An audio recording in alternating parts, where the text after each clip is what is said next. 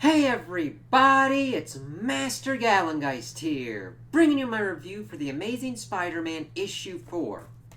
And I actually really enjoyed this one because it had a good amount of action, it had good character development, and it just had a surprise ending for me, and I'm like, wow, I did not see it going that way. So we start off in Soho, and we see Mary Jane uh, going through her night routine with her little girl, doing a kind of word kind of thing going on. And then she brings up that there's a lady at the window, and Black Cat Felicia shows up, wondering if MJ has seen or heard anything about Peter.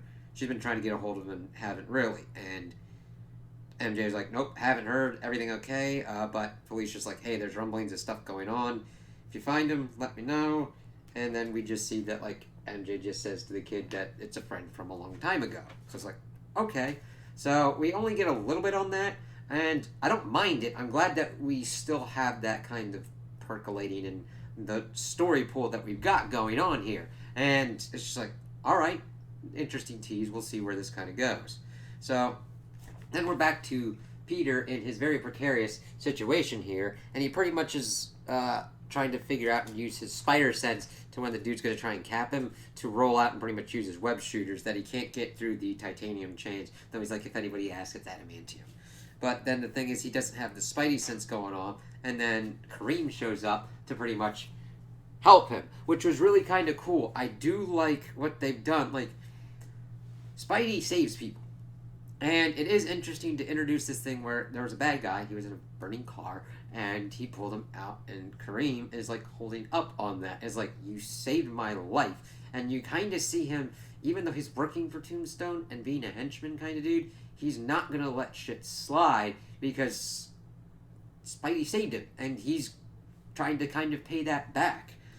And he's pretty much saying that the boss changed the plans. He's like, said that he was just supposed to be scared, and the bearded dude's like, fuck that, I was in Rikers because of him. And then he pulls a gun and a baton and smacks the shit out of that one dude. And he unlocks Spidey's manacles, and he asks if the massacre started, and he's like, not yet, they're still getting ready. And he thinks that he's going after your friend of yours, Robertson. And Peter's like, I gotta prioritize, I gotta go after the shooters first. And he's like, watch out, because only the crazy ones signed up for that. And he's like, alright, gotta be crazy too. Then we shift over to Harlem, and we see that Robertson is being brought in by Rabbit. And he's like, what the heck's going on here? And at first it's like supposed to be menacing with Tombstone. It's like, oh shit, talking about like them getting married and everything like that. And that they gotta talk makes him a loose end. So you're like, that doesn't sound good. But then we see these kind of henchmen dude, and there's this like barricaded kind of, well, not barricaded, but kind of vault-like door. You hear banging and going on and everything, and they're like, what the fuck's going on? Thinking it's like Digger or whatnot. And the thing is, the door isn't titanium, so Spidey busts through, and I love the artwork for this. Just this whole crash, and just seeing Spidey blast through the door like that, as he then starts this kind of John McClane Tower-esque kind of, not true, like, it's not a rampage. He's not angry or anything, but he just starts tactically taking people out. He understands that this is a fight that he cannot really stop. And we see that him talk about that later on, that he has to fight it until it's done. He is able to call and get in contact with Robbie. And he's like, shut up. You need to find Tombstone. He's in Harlem. He's got your dad, as he's running from the people dressed as the Rose's henchmen. So it's like, okay, yeah, that's a good way to kind of get your point across. And the thing is, Janice and Robbie are getting back in, and Janice is like, I can't believe I'm driving back for all this. But, of course, Robbie's got a bad feeling about his dad.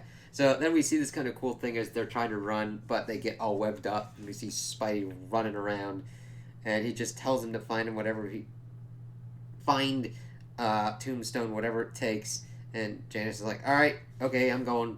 As we then see Spidey just smacking continuing on his quest to, like, stop these guys. And he's like, I gotta trust that Randy's got this. and he's got to block out what could happen if he doesn't. So it's like, yep, sometimes you got to focus on the task at hand, as he's just webbing up everybody and just beating down as tactically as he can. And it's funny, he's up on top, and this is just a great scene. Just how it looks, him just flayed up in the dark, being like, bad news, guys, no more web shooters, so no more web fluid. And he just like starts smacking the crap out of him. And it's just like, all right, do this until everybody's safe. So we see Randy and Janice get up there. He's running out. We see Spidey just blasting through and taking people out as they're shooting at him. And then we see pretty much like, it looks like Kareem and the bearded dude, which I'm like, damn, I don't know if they are or if they just look similar, but they're like telling him to slow down and everything as Peter's crashing into another one, asking if it's the Digger doing anything, and Robbie says his dad, and we see that Pete smacks the crap out of the dude that he thinks is dressed as the Rose, but he finds out that it is actually Richard Fisk. And he's like, I'm not in Harlem. And then we see that Robertson and Tombstone are like, yeah, we've just been hammering things out. And it's like, yeah, we're going to be family. So that's cool. And Peter's starting to put it together. This was the Rose's hideout. These are his men. And the thing is, Robbie's like, Tombstone didn't hurt you? He's like, nope, just wanted to share the good news. And Peter finally realizes he just won Tombstone's war for him. Which, I did not expect Tombstone to go that route. That is actually a pretty kind of ingenious kind of way to do it. He kind of scares Peter into being like, listen, I could do some really bad shit. And then tricks him into winning his war with probably the least amount of bloodshed possible. Just Peter went through and knocked everybody out. There's going to be the cops coming there because of gunshots and everything. And they're like, huh, all right. Janice is like wondering if Tombstone hurt the dude. He's like, what about your war? I decided there were things in my life I wasn't ready to give up, so I left it to the proper authorities.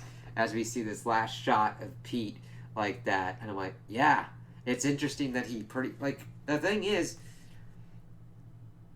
Tombstone's trickery with this was pretty on point, but he could have like dealt with Spider-Man and been like, okay, then help me end this war. But he's just like laughing about it. I'm like, okay, Pete's not gonna like this, so we'll have to kind of see how that kind of works out. And I'm just like, wow, that was a pretty good thing, because we got to see how Pete dealt with the situation of, all right, there's this thing that's going to be going on, this massacre, I've got to stop it as much as possible, and how he goes through it. And we see Kareem being like, yes, him being pulled out of that burning car by Spidey deeply affected him to the point of like, he is not going to follow Tombstone's orders if it will result in Spidey being killed. So it's like, okay, I'm wondering what they're going to be doing with that. And then Tombstone being able to trick Spidey like this, and that was a very smart move. And to utilize Spidey in such a way, and I mean, Spidey's not going to like that, and Tombstone's going to have to kind of deal with that. It's just, it was a very nice kind of like misdirection until you get to the end reveal, and you're like, wow, okay. So I really enjoyed that, and can't wait to kind of see where it kind of goes off next from there, because we're gonna have to see how how Peter kind of deals with that and what he's gonna do. Because, okay, Robertson's okay, Randy's okay, and Janice is okay. Tombstone hasn't hurt them or anything like that, and it's okay. That's good. There's no massacre, no civilians.